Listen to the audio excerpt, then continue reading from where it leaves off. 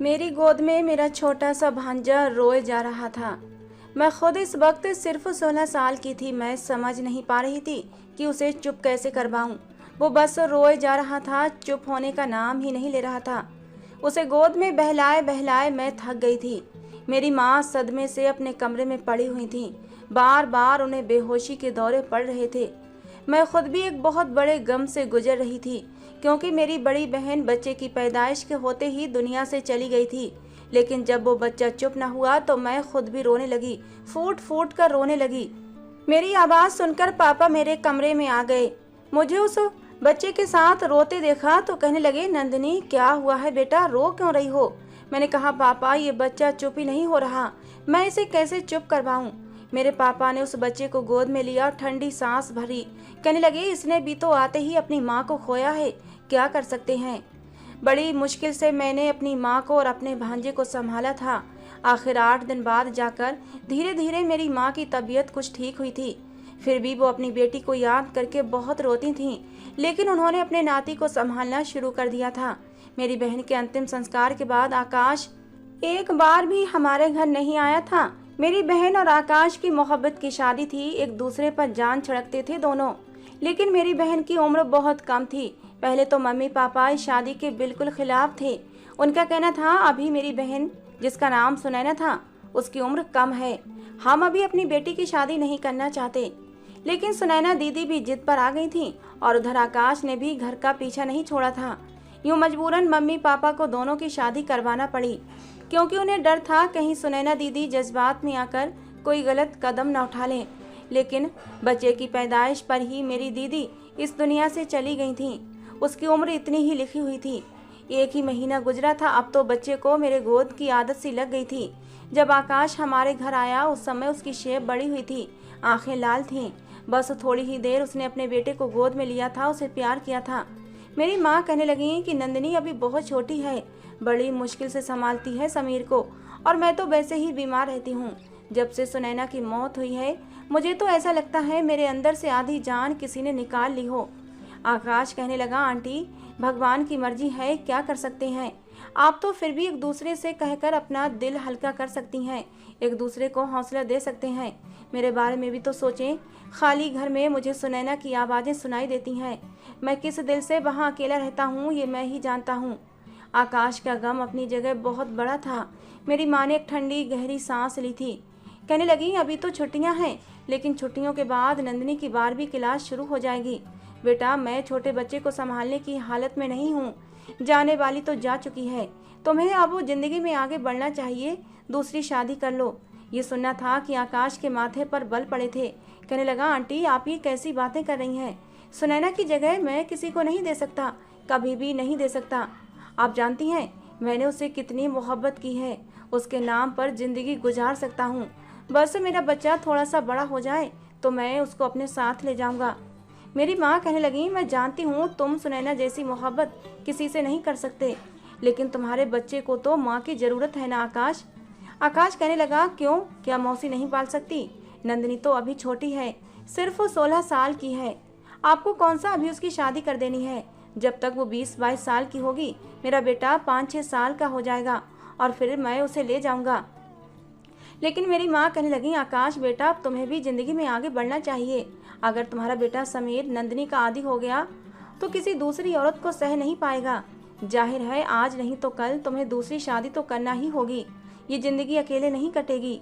वो कहने लगा, मुझे शादी करनी ही नहीं है, ना अभी और ना फिर कभी। मेरी माँ कहने लगी, फिलहाल तुम्हारे दिल में सुनैना का गम ताज़ा है, लेकिन मैं जानती हूँ वक्त के साथ साथ सब कुछ नॉर्मल हो जाएगा। कुछ महीने बाद ही तुम शादी कर लेना, ताकि तुम्हारे बच्चे को उसी लड़की की आदत हो जाए जो तुम्हारी पत्नी हो, वरना बाद में बहुत मुश्किल हो जाएगी। अभी तो समीर छोटा है, जिसकी गोद में डालोगे उसी की गोद की उसकी आदत हो जाएगी, लेकिन बड़ा हो गया तो उसे नई औरत को स्वीकार करने में बहुत परेशानी होगी। मेरी माँ की बात आकाश को बुरी लगी थी। वो फौरन उठकर चला गया और उसके बाद पूरे 4 महीने बाद आया था। समीर 5 महीने का हो चुका था, अब तो मेरे बगैर रहता ही नहीं था। मेरे लिए बड़ी मुश्किल होती थी। कॉलेज से आती तो वो रो रहा होता था, मम्मी उसे बहला बहला कर थक जाती, लेकिन चुप ही नहीं होता। मैं आते ही उसे गोद में भरती तो उसका रोना बंद हो जाता। मेरे साथ ही सोता था, मेरे हाथ से ही खाता था, मुझे अपनी माँ समझता था और मैं भी उसके लिए ऐसे ही जज्बात रखने लगी थी।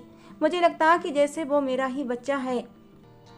मेरी माँ बार बार आकाश को बुलाती, कहती अपनी ज़िंदगी के बारे में सीरियसली सोचो, तुम्हारे बच्चे का मामला है। लेकिन वो पता नहीं क्या सोचे बैठा था। माँ के बार बार बुलाने पर 4 महीने बाद आया था। 1 ही घंटा बैठा था। माँ की बातें एक कान से सुनकर दूसरे कान से निकाल देता और फिर उठकर चला भी गया था। हर महीने वो कुछ पैसे मेरे पापा की दुकान पर दे जाता। कहता था कि ये समीर के खर्चे के हैं। मैं अपने बच्चे का बोझ किसी पर डालना नहीं चाहता। दिन यूं ही गुजरने लगे थे और मैं 19 साल की हो गई थी। अब तो समीर भी 3 साल का हो गया था। अब तो मेरे बगैर और भी नहीं रहता था। मुझे मम्मा मम्मा कहता था। उन्हीं दिनों मेरा रिश्ता भी आया था। काफ़ी अच्छे खाते पीते लोग थे। मेरी माँ ने आकाश को बुलाया, कहने लगी कि नंदिनी का बहुत अच्छा रिश्ता आया है और हम चाहते हैं उसकी शादी कर दें। ये सुनकर वो कहने लगा, लेकिन मेरे बच्चे का क्या होगा? क्या समीर आपकी औलाद नहीं है? आपकी बेटी की आखिरी निशानी है। अपनी बेटी की खातिर मेरे बच्चे के साथ इतना बुरा मत करें, उससे उसकी माँ मत छीनें। समीर नंदिनी को ही अपनी माँ समझता है और अभी कौन सा आपकी बेटी की उम्र गुजरी जा रही है। 2-3 साल और रुक जाएं, तब तक समीर भी बड़ा हो जाएगा और बात को समझने लगेगा। आप देखना, मैं खुद ही नंदिनी की शादी बहुत ही अच्छे घर में करवा दूंगा। लेकिन मेरे बेटे को इस काबिल होने दें कि मैं उसके साथ रह सकूं और वो बातों को समझने लगे। मेरी माँ कहने लगी, तुम समझते क्यों नहीं हो आकाश? वो अब भी नंदिनी की जान नहीं छोड़ता, उसे अपनी माँ समझता है। कुछ और बड़ा हो गया तो उसके बगैर बिल्कुल नहीं रहेगा और समय का कुछ पता नहीं है। मैं बीमार रहती हूँ और नंदिनी के पापा भी ब्लड प्रेशर के मरीज हैं। हम अपनी बच्ची की शादी जल्द से जल्द करना चाहते हैं। तुम अपने बारे में सोचो। वो कहने लगा, ठीक है, आपको इतनी ही जल्दी है तो फिर नंदिनी की शादी मुझसे कर दें। आकाश ने ये बात अचानक ही कही थी। मेरी माँ को इस बात की उम्मीद नहीं थी कि आकाश ऐसा भी कह सकता था। ये सुनना था। मेरी माँ ने हैरत से उसे देखा था। कहने लगी, तुम नंदिनी से बहुत बड़े हो, पूरे 10 साल बड़े हो।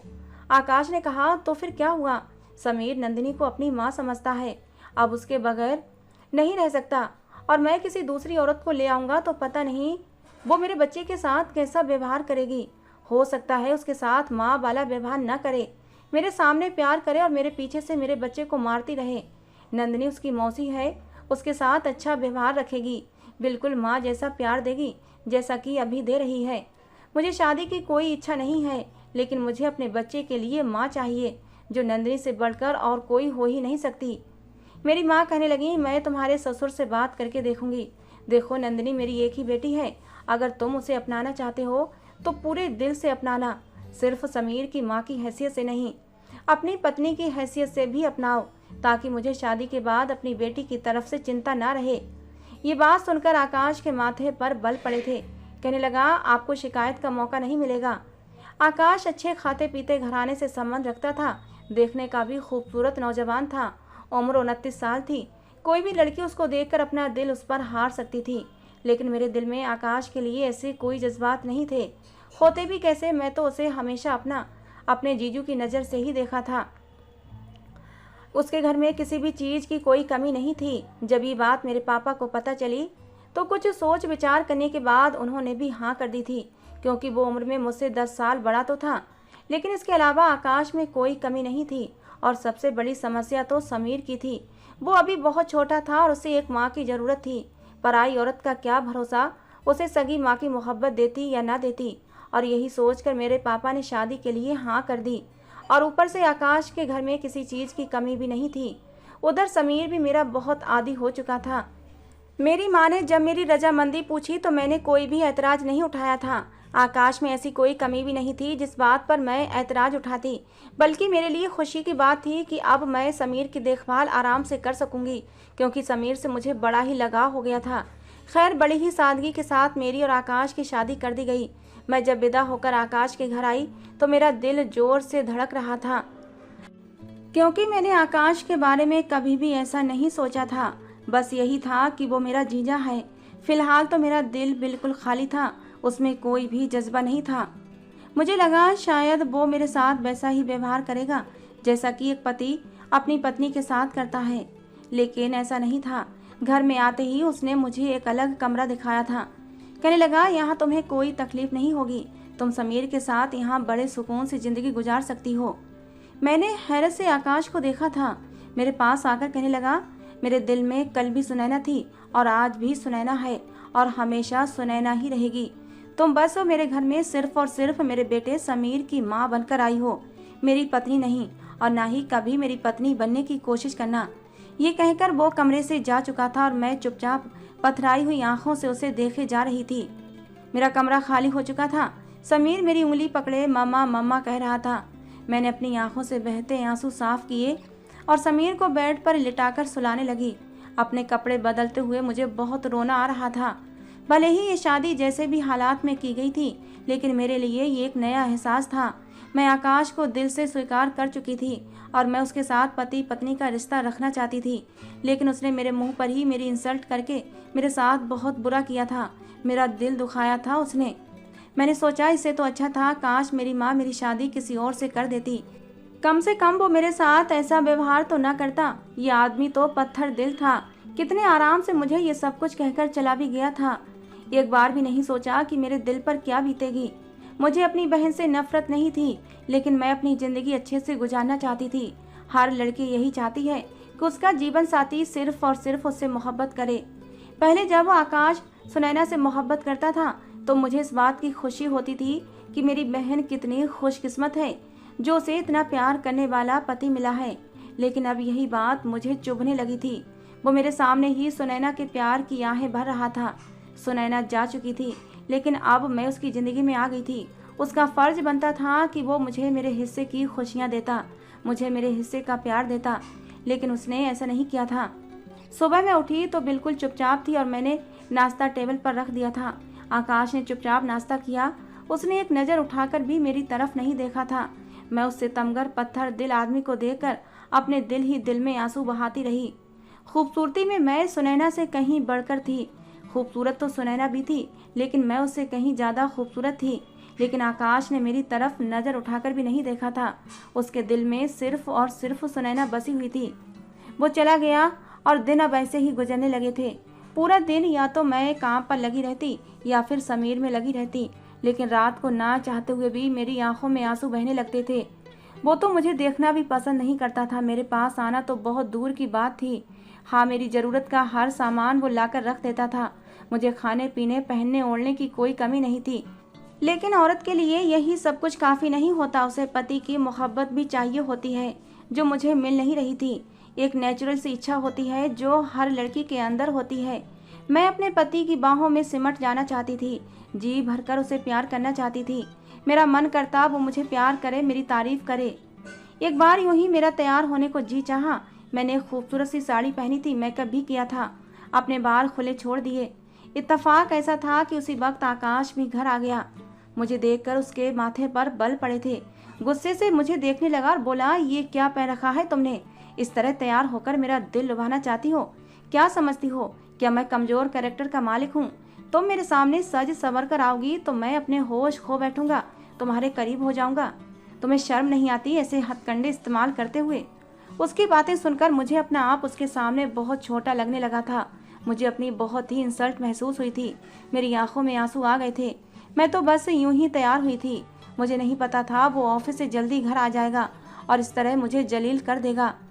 मैं कमरे में जाकर कपड़े बदल कर फूट फूट कर रोने लगी। समीर मेरे पास ही मौजूद था। मुझे रोता देखकर मेरे पास आया, मेरी आंखों से आंसू पोंछने लगा।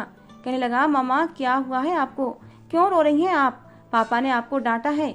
मैं तो आपका प्यारा बेटा हूँ ना, छोड़े पापा को। मैं आपको अभी माथे पर प्यार करता हूँ, आप ठीक हो जाओगी। जिस तरह मैं उसे बहलाया करती थी वो भी मुझे बहला रहा था। उसने मेरे माथे पर प्यार किया तो मैंने अपने आंसू साफ किए। रोते हुए मैंने अपना सारा मेकअप बिगाड़ दिया था। मेरी लिपस्टिक पूरे मुंह पर फैल चुकी थी, बाल बिखरे हुए थे और काजल भी गालों तक आ रहा था। मेरे दिल में इस वक्त समीर के लिए जरा भी कोई एहसास नहीं था, बल्कि मुझे उस पर गुस्सा आ रहा था। न जाने क्यों मुझे एकदम से ये महसूस होने लगा कि जैसे अगर मेरी ज़िंदगी में समीर ना होता तो शायद आज मेरे साथ ये सब कुछ ना हुआ होता, क्योंकि समीर की वजह से ही मेरी शादी आकाश के साथ हुई थी, जो कि मैं बिल्कुल नहीं चाहती। समीर ने मेरा ऐसा हुलिया देखा तो अपने छोटे छोटे हाथों से मेरा चेहरा साफ करने लगा। कहने लगा, मामा आप तो प्यारी सी भूतनी बन गई हैं। मैं अभी आपका चेहरा साफ करता हूँ, वरना पापा डर जाएंगे और आपसे फिर लड़ेंगे। उसकी बात सुनकर मेरे चेहरे पर मुस्कुराहट फैल गई थी। वो तो मासूम सा बच्चा था, लेकिन उस दिन के बाद से दोबारा मैं कभी तैयार नहीं हुई थी। मैं तो बड़े ही शरारती टाइप की लड़की हुआ करती थी। बहुत दिल चाहता था कि बोलूं, हंसूं, खेलूं, तैयार होऊं, मेकअप करूं और खूब रंग बिरंगे कपड़े पहनूं। लेकिन उस दिन के बाद से दोबारा सिर्फ एक बार ही मेरा दिल ये सब करने को नहीं चाहा था। मैं अब 20 साल की हो चुकी थी। उस दिन भी मेरी सालगिरह थी और पता नहीं उस दिन मेरे दिल में क्या आई कि मैंने अपनी पसंद का लाल रंग का एक फ्रॉक पहना था, बाल भी खुले छोड़ दिए। अभी दिन का समय था और अभी आकाश के आने का समय नहीं था। हल्का फुल्का मेकअप भी मैंने अपने चेहरे पर कर लिया था। समीर मेरे पास ही मौजूद था। अब तो उसकी स्कूल जाने की भी उम्र हो चुकी थी। कभी कभी जब मैं बहुत ज़्यादा बेचैन होती तो मेरे दिल में समीर के लिए गुस्सा आने लगता था, लेकिन अगले ही पल मैं अपने इस एहसास को झटक दिया करती थी कि ये तो मेरा भांजा है, मुझे मम्मा मम्मा कहता है। मैं बिल्कुल अपनी औलाद की तरह उसकी मोहब्बत करती थी। उसके व्यवहार की सज़ा मैं समीर को क्यों दूँ? उस दिन मैं तैयार बैठी थी जब समीर ने मोबाइल में मेरी तस्वीर बनाकर आकाश के नंबर पर भेज दी। मैं इन सब बातों से बिल्कुल अनजान थी। बहुत समय के बाद मेरा शाही पनीर खाने का दिल कर रहा था। मैं उठकर किचन में चली गई और शाही पनीर बनाने लगी। हम दोनों माँ बेटा बैठकर अभी खाना ही खा रहे थे कि तभी गुस्से से आकाश घर में दाखिल हुआ था।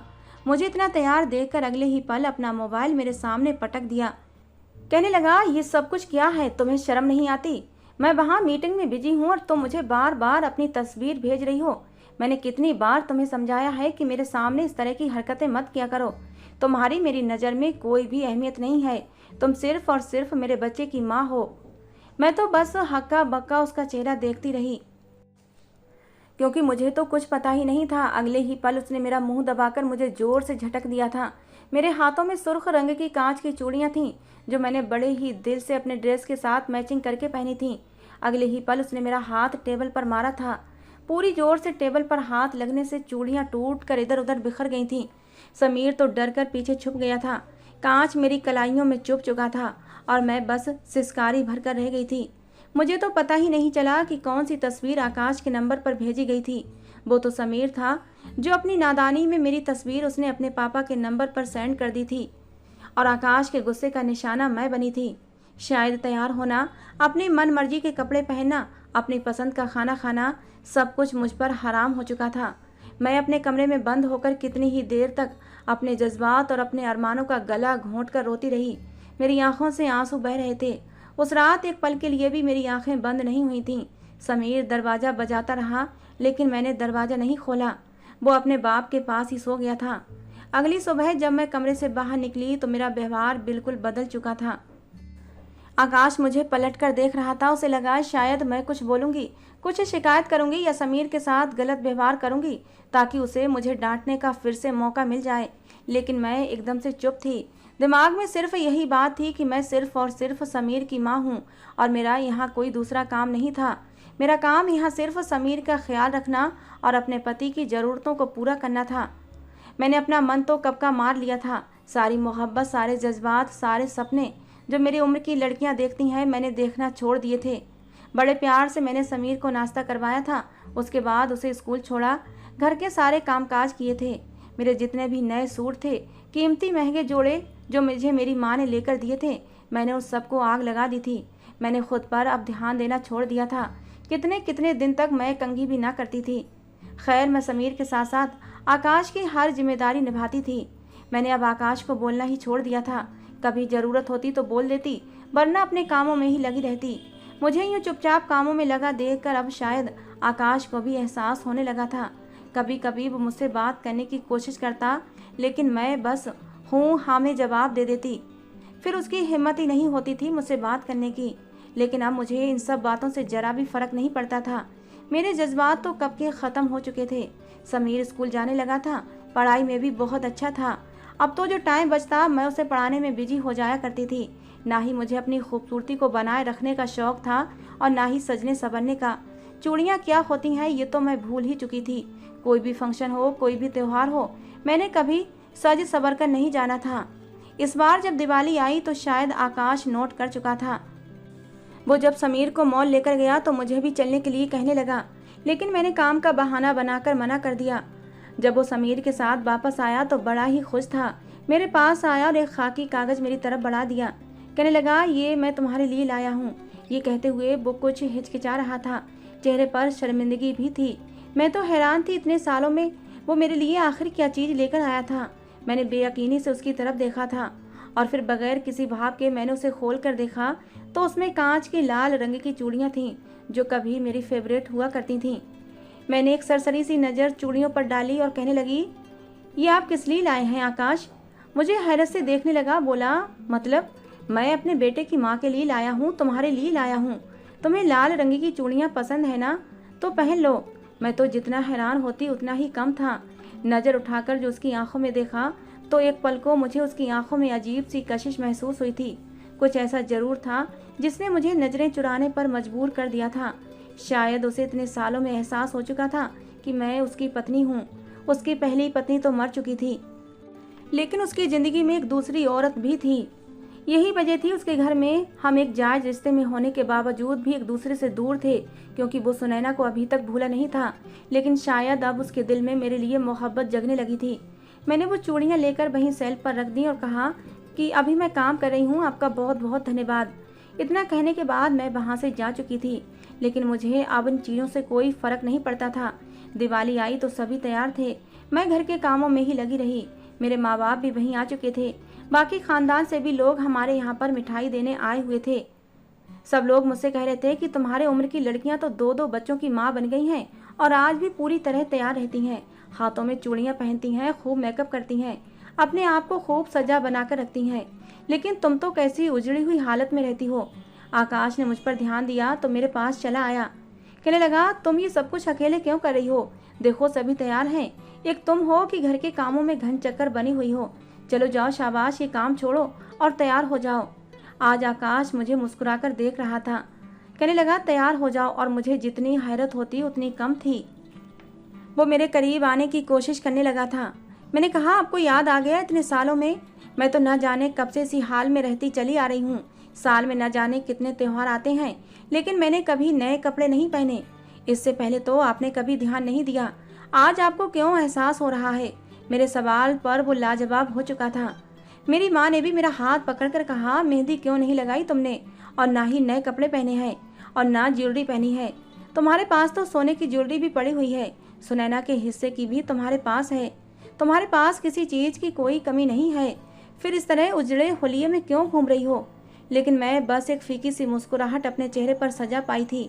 कहीं ना कहीं उसको अपनी गलती का एहसास हो चुका था। उस दिन जब समीर सो चुका था तो मैं यूं ही अपने ख्यालों में गुम कमरे में बैठी हुई थी कि तभी आकाश कमरे में आया था। उसको अपने कमरे में देखकर मैं थोड़ी सी हैरान हुई थी, क्योंकि रात के समय पहली बार था जब वो इतने सालों में मेरे कमरे में आया था। वो मेरे सामने बैठ गया, मेरा हाथ पकड़कर मुझसे बातें करने लगा, लेकिन मैंने अपना हाथ छुड़ा लिया। कहने लगा, देखो नंदिनी, मैंने तुम्हारे साथ बहुत गलत व्यवहार रखा है। मैं जानता हूँ सुनैना की मोहब्बत में मैं बिल्कुल अंधा हो चुका था, लेकिन ये बात तुम भी जानती हो कि सुनैना मेरी ज़िंदगी में क्या अहमियत रखती थी। हम दोनों एक दूसरे पर जान लुटाते थे। फिर उसको मुझे छोड़कर चले जाना मेरे दिल और दिमाग पर गहरा असर डाल चुका था। मैं तो बिल्कुल भी उसके लिए दीवाना सा हो गया था, जिसके खातिर मैंने तुम्हारा हक भी भुला दिया था। लेकिन अब समय के साथ साथ मुझे एहसास हो चुका है कि ज्यादती तो मैंने तुम्हारे साथ भी बहुत की है। तुमने मेरे बेटे को बिल्कुल अपनी औलाद की तरह पाला है। अपनी खुशियाँ, अपना सब कुछ मेरे बेटे के लिए कुर्बान कर दिया।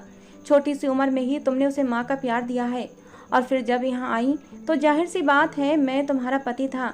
तुम मुझे पति पत्नी जैसा तो नहीं, हाँ दोस्ताना व्यवहार तो डिजर्व करती ही थी, लेकिन उसके बावजूद मैंने तुम्हारे साथ सख्ती बरती। मेरी कलाई पर अभी भी उन टूटी हुई चूड़ियों के निशान मौजूद थे। वो मेरे निशानों को अपनी उंगली से छूकर कहने लगा कि मैंने तुम्हारे साथ रिश्ता आगे बढ़ाना चाहता हूँ। इतना समय तो मैं सुनैना के साथ भी नहीं गुजारा था जितना वक्त मैंने तुम्हारे साथ गुजारा है। मेरे दिल में तुम्हारे लिए बहुत प्यार है। कहीं ना कहीं मैं तुमसे मोहब्बत करने लगा हूँ। तुम्हारे साथ ज़िंदगी की नई शुरुआत करना चाहता हूँ। ये कहते कहते आकाश की आंखों में खुमारी बढ़ने लगी थी। उसने अपने साथ लाई लाल रंग की चूड़ियाँ भी मेरे हाथों में पहना दी। धीरे धीरे वो मेरे करीब बढ़ने लगा था। मैं उसकी बातों का मतलब समझ रही थी, लेकिन अब मेरे जज्बात ख़त्म हो चुके थे। मैं वहाँ से उठकर खड़ी हो गई। मेरे दिल में ये सारे अरमान तो कब के ख़त्म हो चुके थे।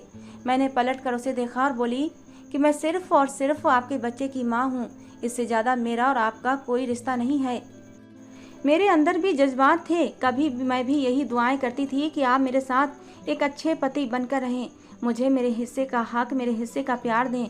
मैं भी कभी आपकी बाहों में समाने के लिए तड़पा करती थी, लेकिन अब मेरे ये सारे जज्बात मर चुके हैं, क्योंकि मेरे साथ प्यार से बात करना तो दूर की बात, आपने कभी मुझे निगाह उठाकर भी नहीं देखा था।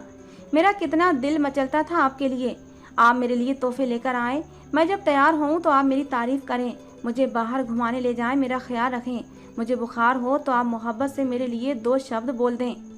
मेरे हर मुश्किल समय में आप मेरे साथ खड़े रहें, लेकिन आपने ऐसा नहीं किया।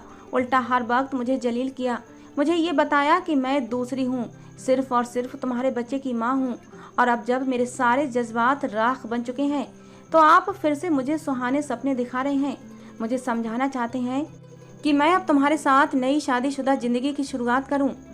देखिए, अगर आपके दिल में एक औरत के लिए जज्बे जाग रहे हैं और आप अपने अंदर के जज्बातों को ठंडा करना चाहते हैं तो बेहतर है जाएं और जाकर एक दूसरी औरत से शादी कर लें जो आपकी शारीरिक ज़रूरतों को पूरा कर सके, क्योंकि मैं सिर्फ और सिर्फ समीर की माँ हूँ। इससे ज़्यादा मैं कुछ भी नहीं। आपको मेरी तरफ से खुली इजाज़त है, आप जाकर तीसरी शादी कर सकते हैं। इतना कहने के बाद मैं कमरे से निकलकर बालकनी में जा चुकी थी। कुछ देर बाद मेरे और समीर के कमरे से आकाश निकलकर अपने कमरे में चला गया था और मैं वहीं बालकनी में खड़ी कितनी ही देर तक जब्त के आंसू अपने अंदर उतारती रही। मैं चाह कर भी अपने दिल में उसके लिए जज्बात नहीं बना पा रही थी। और जब एक बार अपने दिल के दरवाजे किसी मर्द के लिए औरत बंद कर ले तो फिर वो चाहे जो मर्जी कर ले, औरत मोम नहीं होती। बार बार जलील और तोड़ने के बाद अगर मर्द समझता है कि वो औरत को फिर से पहले जैसा कर देगा तो ये उसकी सबसे बड़ी गलतफहमी है। दोस्तों, अगर आप लोगों को लगता है कि इस कहानी का सेकंड पार्ट बनना चाहिए तो प्लीज़ मुझे ज़्यादा से ज़्यादा कमेंट करें। अगर मुझे ज़्यादा से ज़्यादा कमेंट आएंगे तो मैं इस कहानी का सेकंड पार्ट लेकर आऊँगी। आज की कहानी कैसी लगी ज़रूर बताना। कहानी को लेकर अपनी राय ज़रूर देना। कहानी को पूरा सुनने के लिए आप लोगों का बहुत बहुत धन्यवाद। दोस्तों, मिलते हैं कल की कहानी के साथ।